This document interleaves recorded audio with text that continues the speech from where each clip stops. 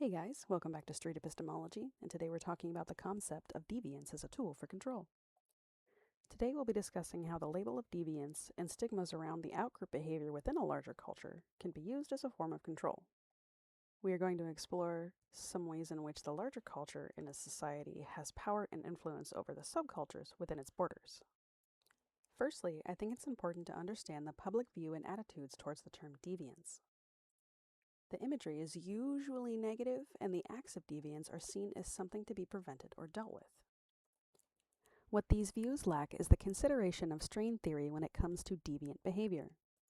Strain theory is the recognition of systemic issues that can lead someone to choose deviant behavior. There are many different life pressures and motivations for this, but the issues arise when the expected norms of the larger culture are met with the behavior outside that expectation. It is seen as a threat to the in-group from the deviant out-group and ignores the factors within the system that might push someone to want to or even need to choose that deviant behavior. The digital degradation of criminals can add yet another layer of struggle to one's situation.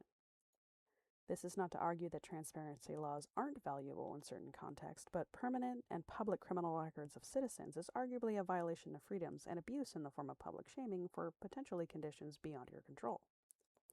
Especially when citizens are told that the justice system is designed and supposed to be run under the idea that you do your time and pay for your crimes and you move on.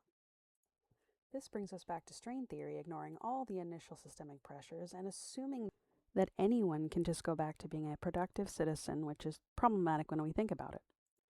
How do we expect someone to go back into the system under the same conditions that push them to choose this deviant behavior in the first place? Now, with added barriers, and we wonder why recidivism is an issue and doing time isn't necessarily an effective deterrent. Compounding the problem further, criminal activity in an area can lead to an increased police presence positive feedback loop.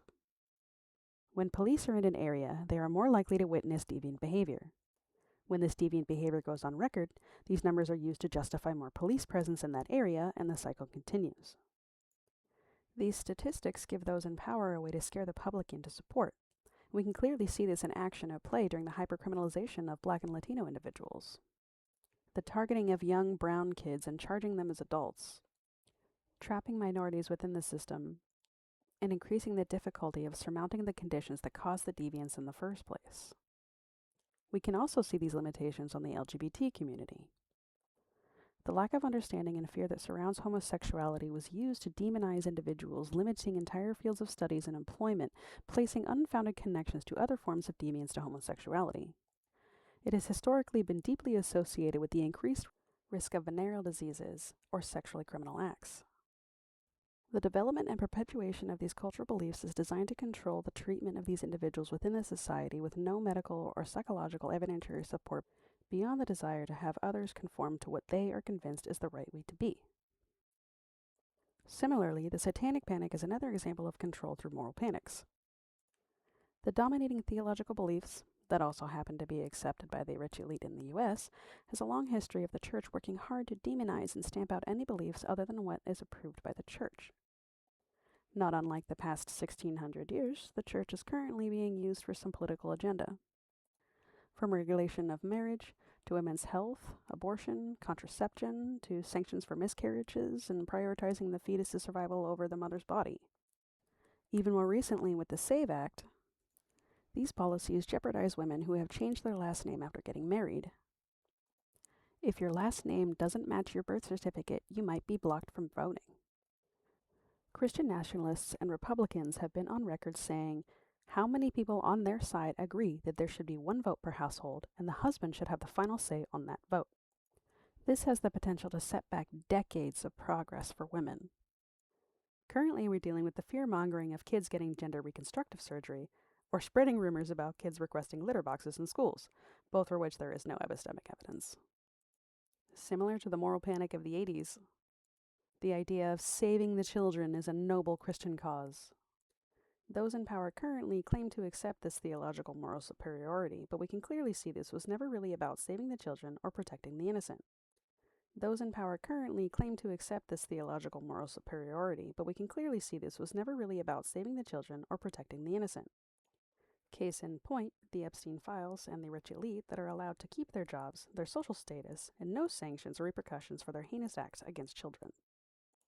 Essentially signaling to the public, if you have enough money or clout, rules don't apply to you. This, for one, is obviously unfair, but two, yet another powerful form of control. If I can make or shape the rules how I want, but I don't have to follow them, I can make you do what I want, and I can work the system with no repercussions for my own actions. This is not to argue there should be no limitations. I'm all for more government regulations, but this is to highlight those who are currently in control and the unfair advantage and influence they have over everyone else in society, and they only seem to be interested in maintaining the control for a certain few who look and think like them. Stigmas are the labels that come with the association of deviance. These labels are loaded with moral worth and are used to shape public opinion and policy surrounding the outgroup. This places pressures on the person associated with these features. One could argue deviance is a necessary part of a functioning society. The necessity to maintain the fluid barrier of conservatism and progressivism within a society. The accepted norms maintaining and the deviance allowing for change.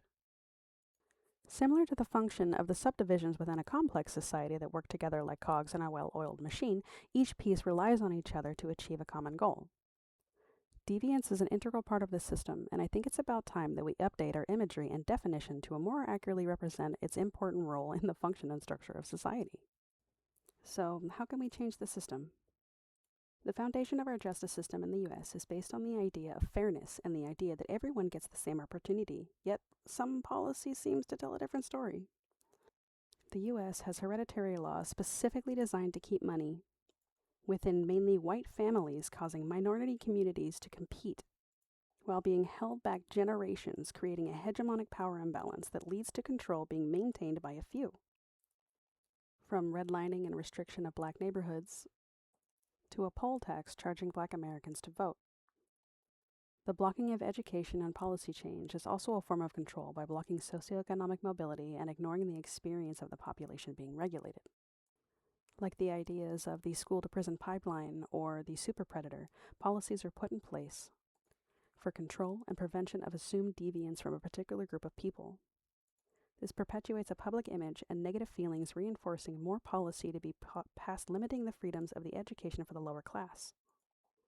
If I recall correctly, in the 70s, Reagan was the one who helped add a paywall by removing funding for free higher education. And I believe it was Roger Freeman who was quoted talking about fearing an educated proletariat. This is the same tactic used today, keeping the control and power in the hands of those already born into a life of affluence. This stagnates the change that affects the lower classes. If you are uneducated, you don't understand what needs to be changed, and the status quo won't be challenged. One of the first places we need to start is passing policy that blocks money from political influence and removing barriers to education. If we cut the misinformation and control off at the source, we can redirect the power back to the majority. There have been many disputes over the best ways to achieve this goal, but regardless, something needs to change. And education and exposure to external experiences can be a powerful influence for that change. Some knowledge you can't get through experience, and some you can't get from a book, but I believe both are required for large sociological shifts to be felt by the majority. Humanization is the process required for empathy, and empathy is a motivator for change via solidarity. Whether voting or uprise, we need the people to see the power in numbers to eat the rich and powerful before we reach the edge of starvation. Tune in next time when we talk about libertarianism and the retributive necro-capitalistic money grinder that is our nation. With such topics as the industrial prison complex, union busting, medicalized racism, and the dystopian future of AI's enslavement of the poor for the rich. Thank you for listening. Don't forget to like and subscribe, and a big thanks to our sponsors for today, the professor and the TA. Thank you both for a great quarter.